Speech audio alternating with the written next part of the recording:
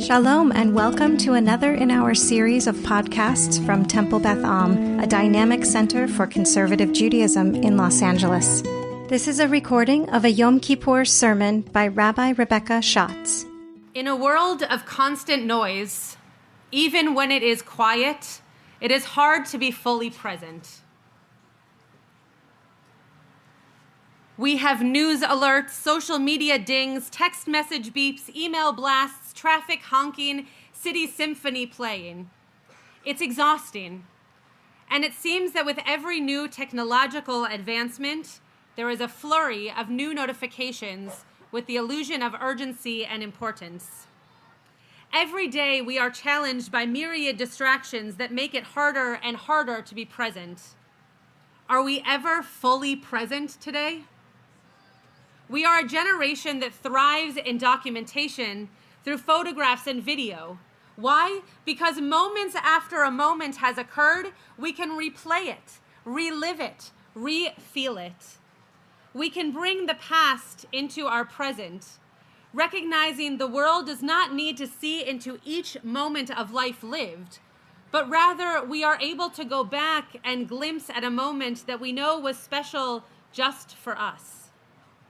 We bring our past along with us in our wallet, in our phones, on the walls of our home to influence the moments of our present that need reminders of joy, love, beauty, adventure, of life lived.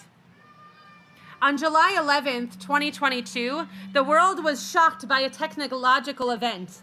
The James Webb Space Telescope had made history that day by releasing its debut photos, jewel-strewn images that have been touted as our deepest yet look at the universe. I woke up from a nap after an early morning flight and walked into the living room to hear, "It's hard to believe what we're seeing." A photograph that shows us today what our universe looked like 13.5 billion years ago. A photograph that changes the meaning of being fully present to include new ideas about being present in our past. At this moment on Earth, I was standing in a living room and looking at a photograph that showed me the universe at the beginning of time. Awesome. And who cares? The beginning of time was billions of years ago. And even if we can see what the stars looked like, it's not a photograph that shows me the Garden of Eden or Noah's flood. But does this new discovery mean that sentient beings, millions of light years away from us, and millions of years into our future, could be looking at you and me right now, here on Earth? No, I promise I am not trying to sell you on a sci-fi film.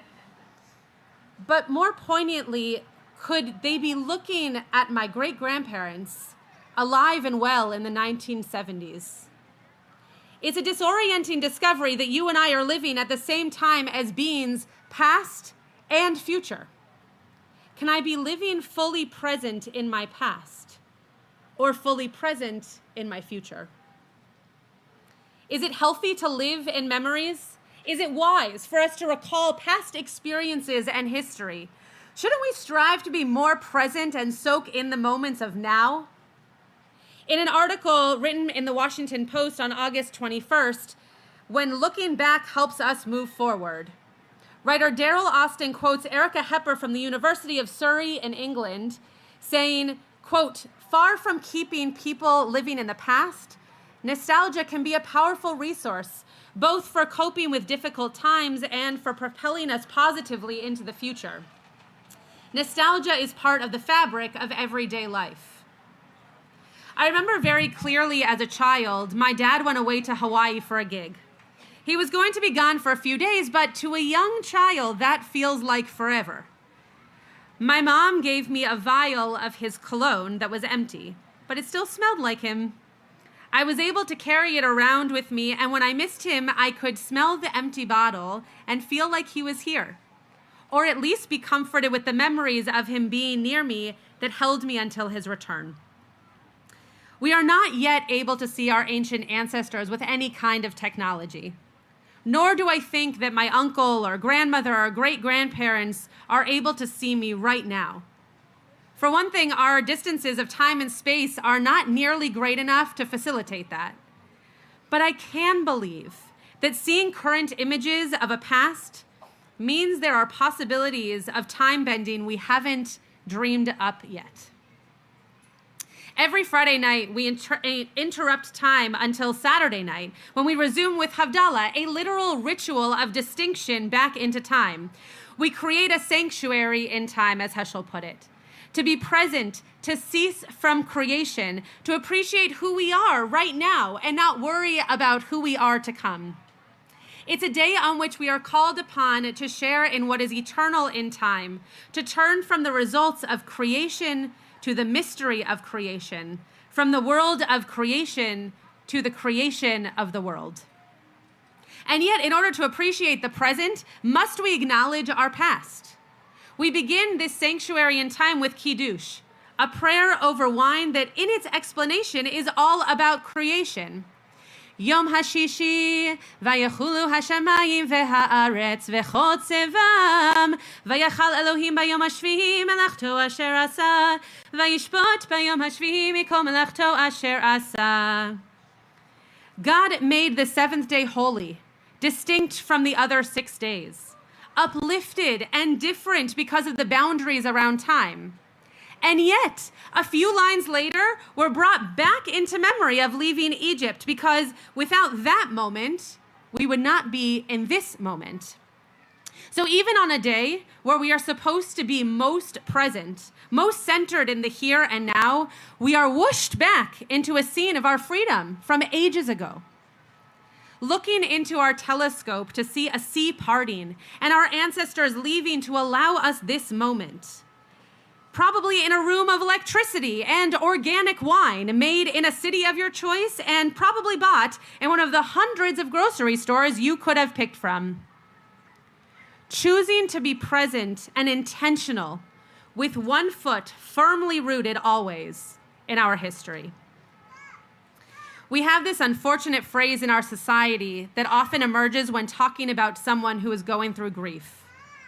How will they move on? Move on?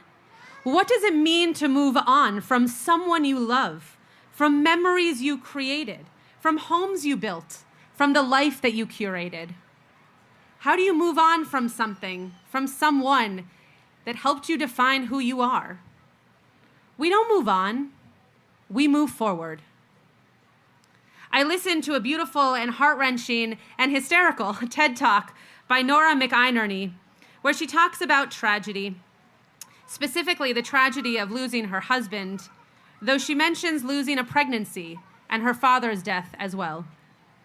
She talks about people asking if she can move on, as if, quote, those were just moments that you can leave behind and probably should. She admits that when talking about her husband, she slips into the present tense because the people we love are still present for us. He's indelible, so he's present for me. We move forward. We do not move on. We use memories to uplift our steps into the future, realizing that our present is baked with ingredients from the past. Chadesh yameinu kekedem. Renew our days as of old. A phrase that we sing each time we put our Torah away, and a central theme of Tisha B'Av. Move forward by looking backwards. Renew your future by acknowledging your roots. Rabbi Robert Scheinberg says it means renew our lives as you renewed our lives after we were exiled from the Garden of Eden. Chadesh yameinu kekedem is then not a plea for restoration of a formally perfect creation, but rather it is a plea for resilience, a plea for the ability to renew ourselves after future crises and dislocations, just as our lives have been renewed before. As Elie Wiesel said, God gave Adam a secret, and that secret was not how to begin, but how to begin again. We begin again by acknowledging that our past, our nostalgia for what was, is going to push us forward. We need to smell that cologne, to sing those tunes, to retell those stories, to move forward, not to move on. My uncle died when my cousin Joseph was 2 years old, and my aunt wanted to make sure that Joseph had a brother to grow up with. One morning, I received a call from my aunt asking if I would travel with her to Michigan to adopt a baby. My answer was yes before I could even think about it. However, then I focused on what this meant, what this adoption symbolized, and what my presence in the adoption experience illustrated for my family. It meant my uncle was no longer alive to accompany his wife to adopt a baby to be the final piece to their family. It meant that a family that should have been 4 went from a family of 2 to now becoming a family of 3. The addition was a loud reminder of a tragic subtraction. I was sad to need to be asked because it meant that I was acknowledging that my uncle was not present to welcome in this child as his father. I had not moved on from his death, nor will I ever, but Daniel allowed us all to move forward. Daniel has never been a reminder of anything other than happiness, light, joy, completion, and life. In a beautiful way, Daniel embodies much of my uncle's personality, a person he never met, and yet a man he lovingly calls Daddy when we bring up his memory. This family renewed our days of old by adding life after a curtain of darkness fell. We renewed our days by remembering a person who wanted to continue growing his family, who loved his kids more than anything, and who believed in planting seeds of joy for all those he encountered. My uncle lives on in Daniel in ways that are magical to witness. And after July 11th, serendipitously the day of my uncle's funeral 8 years beforehand, I do believe that he can see me and us and witness our love and joy because of his impact on our life, not as a way of erasing his memory. Midrash Tanchuma expounds on the word Bereshit to mean that God created the world through beginningness. The Midrash goes on to quote Proverbs 3:19, which says, Hashem bechokhmah yasad aretz. God with wisdom founded the earth. Meaning, just like our souls, which are created from something that came before us, God consulted the Torah before creating our world. Obviously, if we read the Torah as linear, that makes no sense. However, our rabbis are trying to explain that our world was created with foundational knowledge and baggage from our stories, ancestors, and the nostalgia we would feel in present creation. For example, when our people are leaving the desert and they're complaining about all that they had to leave behind in slavery in order to reach this new land as a new people, the rabbis commented that based on their nostalgia, they were scared and they wanted to go back to what was comfortable and known, even if what was in front of them was much better and special. In this case, our nostalgia obscured our ability to see the future ahead of us rather than inspire us to take on a new adventure. The world is now able to see into the past, to look back as if in a time machine as to what our universe looked like at the beginning of time. We are now able to imagine that maybe, just maybe, our past truly does keep up with us. We could always feel it, but now we can see it. The stars that the telescope reveal may actually be long dead today, but as our ancient light makes the lengthy journey across the universe, the Webb telescope treats our mortal eyes to a one-of-a-kind time travel display. We can now realize what the broken tablets that we carried through the wilderness taught us. We are always living with the past influencing us. We are always living with the past seeing us. We are living, and those we remember and those we miss, who maybe we never even met, are seeing us. Genealogy is a hobby for some and became quite a passion for many during COVID. My friend and colleague, Rabbi Scott Kalmakoff, taught a session at Beth at the beginning of the pandemic that may have been one of the most influential sessions we've offered as part of the Rembam Institute. Scott walked us through how to find ancestors and how to easily connect to your past as a way of better understanding your future. I knew my dad would be interested in this, and so I connected the two of them. Scott took down some information from my dad about our family members and looked up material that we never knew existed, and of course some that we did, but was now resurfaced. Scott asked my dad and I to join him on a Zoom call one day and showed us pictures and lists of names of ancestors I didn't know I had. One picture was of a house in Brooklyn, very close to where my brother now lives.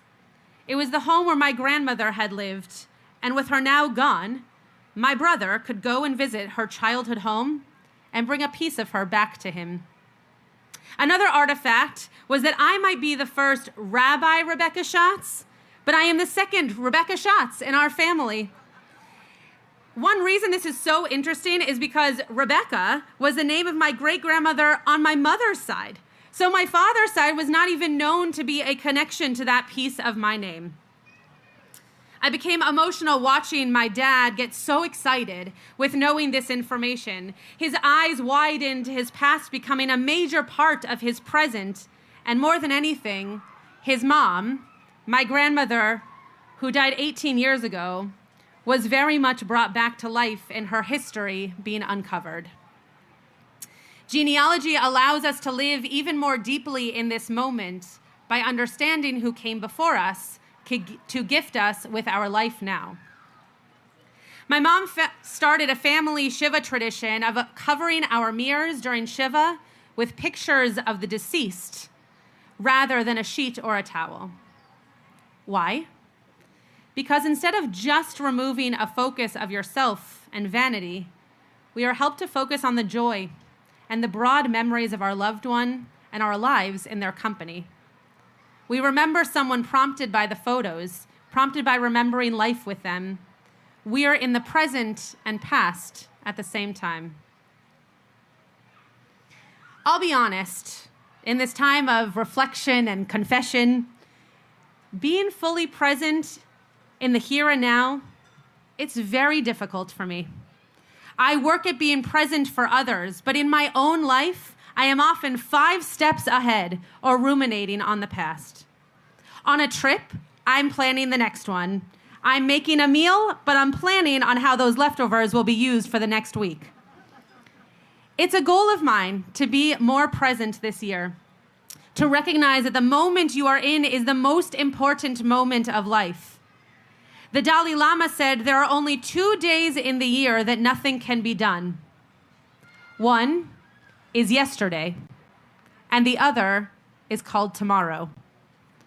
Today is the right day to love, to believe, to do, and to mostly live. And that's my charge for myself and maybe for you this year, to be present in each of my moments, because if I am so busy planning for my future, I'll miss out on what's happening right now.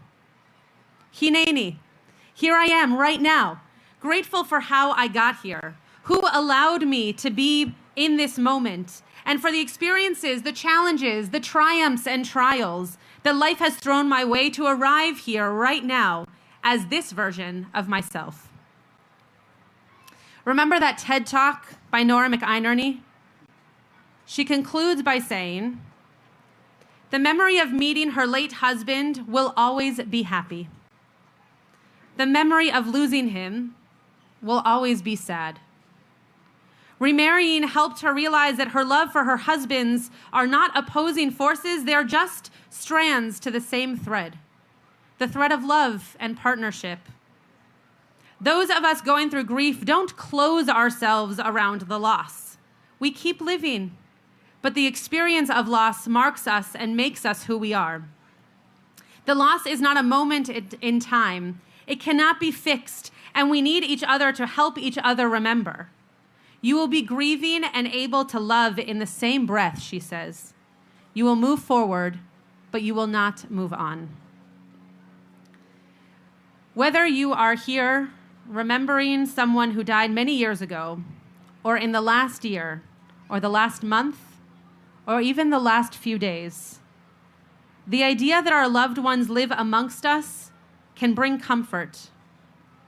Looking through this telescope, it might be that our future and our past are catching glimpses of this present moment. However, what is even more evocative is the way that we feel when remembering the past with a loved one.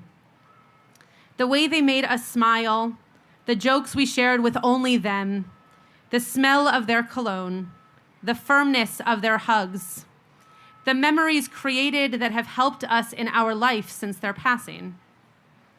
We all wish for more present moments with those we have lost.